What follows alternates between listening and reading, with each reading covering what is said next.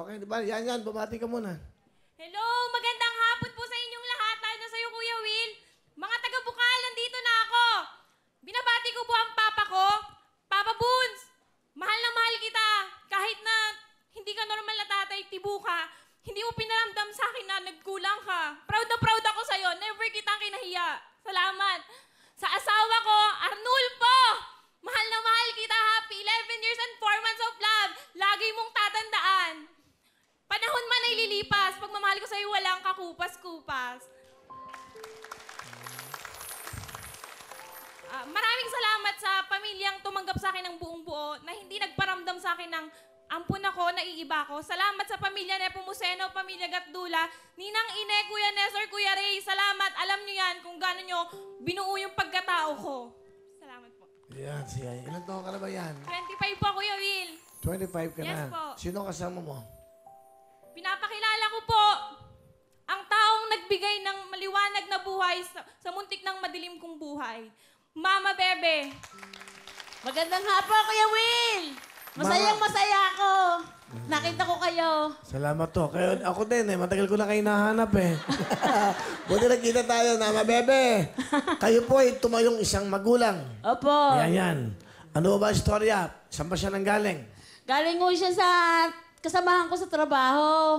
Ngayon, nabuntis ho yung kasamahan ko, ipapalaglag. Sabi ko, wag na niya ipalaglag. At kawawa naman yung bata, yung baby.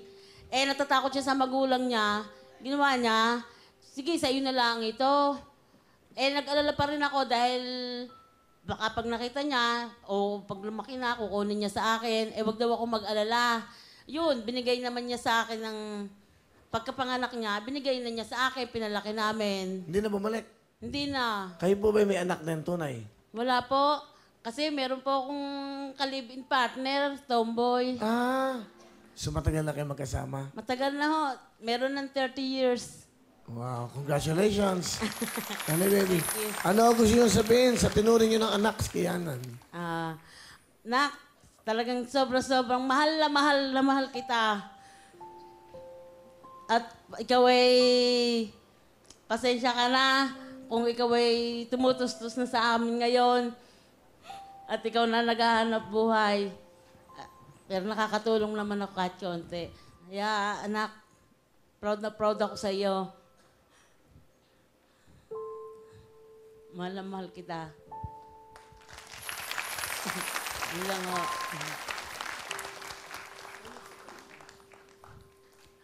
Ma, alam ko kahit anong gawin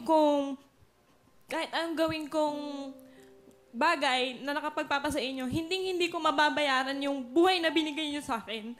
Kasi kung hindi mo ako kinuha, nasaan ako ngayon? Kuya Will, kung okay lang po, ipapakita ko sana yung picture ng nanay ko. Kasi wala po akong kulo sa pagkatao ko. Even yung tatay ko, hindi ko nakita. Nanay ko. Pakita natin yung picture ng tunay mo nanay. Opo. Sige. Ito po yung si Mama Bebe. Si Mama Bebe yun, naka-blue. Ito po yung isa. Sabihin mo. Sige, pakita natin. Pakita mo. Sige. Para sabihin. Okay, sabihin mo. Kung meron pong nakakakilala sa inyo sa tunay kong nanay, si Rosel Gonzales po siya. Asan siya yan? Turo mo nga. Anong kulay siya? Ito po siya. Naka-pink? Yung naka-white po. Ay, nasa gitna. Ito po si Mama Bebe naka-green. Si Mama Bebe, ito yung naka-green. So, matagal na to. So, 25 years, Kuya Will, wala akong balita. Never ko siyang nakita. Kahit yung tatay. Ilan taon ka na ba? 25 po. So, nung panahon na yan, pinanganak ka na ba niya o dalaga pa siya dyan? Buntis po siya. Base Ikaw po yun. sa kwento sa akin ni Mama, nag-apply siya doon ng buntis siya.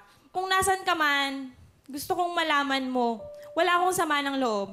Simple lang ang buhay. Huwag natin gawing komplikado. Masayang-masaya ako sa kinaroroonan ko. Napagtapos nila ako. Napag-aral nila ako. Nagkatrabaho ko ng marangal dahil sa kanila. Kaya utang ko sa kanila ang buhay nila at utang ko rin sa'yo kasi kung hindi mo ako pinamigay, kung hindi mo ako inayawan, wala ako dito. Hindi nila ako mamahalin. Kaya sobrang thank you kay Lord. Lahat ng bagay may dahilan. Salamat. Inayawan mo ko. Kasi nasa mabuting pamilya ko ngayon na mahal ako. Buong pamilya nila, kasal ko, graduation ko, buong pamilya nandun lahat. Hindi ko naramdamang kulang ako. Bagkos, sobra sa sapat. Thank you po. Thank you.